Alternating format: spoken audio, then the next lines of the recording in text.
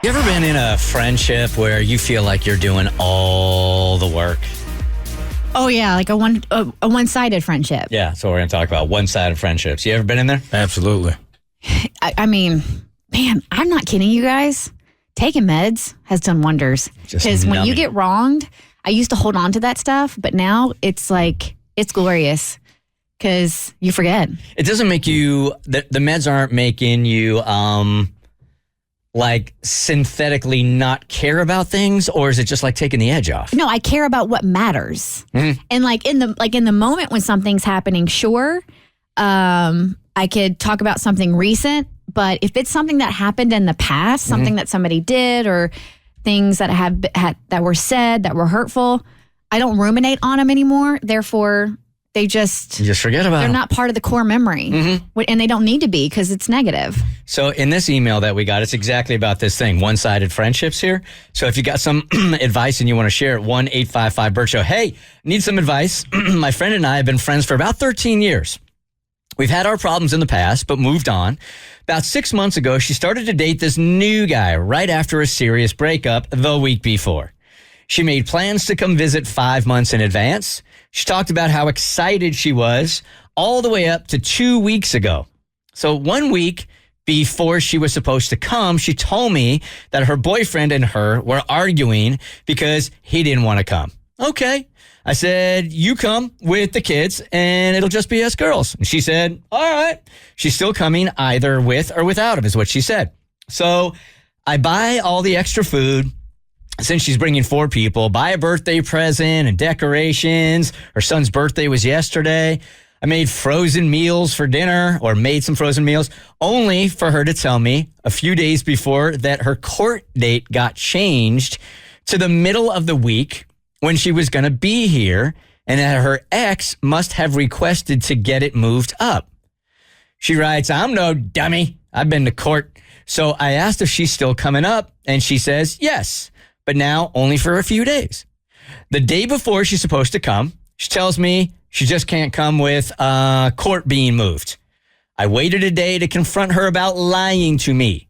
I told her I don't appreciate being lied to. The court dates are public, and I can see when her dates are. She then went on to say she's not lying. She'll have to call on Monday to make sure it changed, and she would let me know, and she's sorry if it came across as a lie. So now I don't really want to continue a friendship with someone who's going to continue to lie to me and not take into consideration my feelings and how I go out of the way for. I feel like it's a one-sided friendship, and I'm always putting in the effort. So what should I do? Any advice? Should I tell her that I want to take a step back, or should I just move on? It's 13-year friendship. I mean, that's a lengthy amount of time. So one action, I don't think one action, unless it's like, he's like, she slept with your husband. I don't think one action is worthy of cutting a friend off. It doesn't sound like it's one action, though. So that's the thing.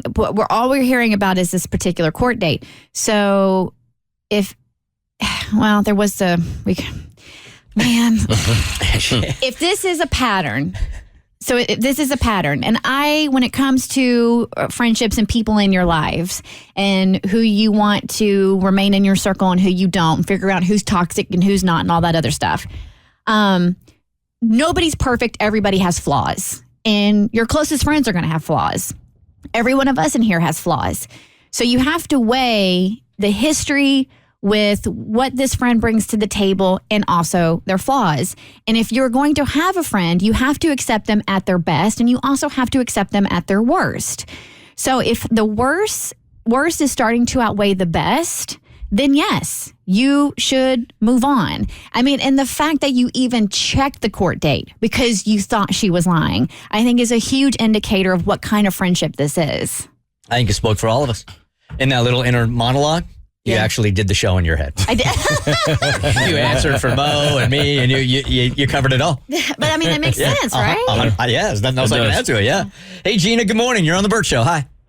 Hey, I would probably cut her off. That's just in my nature, probably my sign or whatever, but I would cut her off. I wouldn't keep playing the games. It's probably not a one-time thing. Our friendships aren't supposed to be this hard, right? No, they're Nope. not. All right, so Gina, stay on the line. Bert, keep her on there. You think that's an indication of your sign. Okay, it's game time. Here we go. No. Mo has a superpower. Yeah. What sign is Gina that she's willing to cut people off so quickly? Woo, Gina. One and done. I'm going to get this right on the first one. If you are known for cutting people off, you are certainly an Aquarius. No. Nah, she's a Virgo, man. You're a Virgo. I am actually a Libra on a Virgo cusp. Oh, that's closer than you were. Yes, that's a fact. I don't want to play anymore. Because you told me about you and how you had the same problem. So I'm like, well, he's a Virgo. It just makes sense. Why couldn't I guess myself? All right, Gina, thanks for calling. Appreciate it. The Bert Show. So first, thanks for watching. Second, you like what you just watched? That just scratches the surface. Get the Bert Show on any podcast platform. We're so good.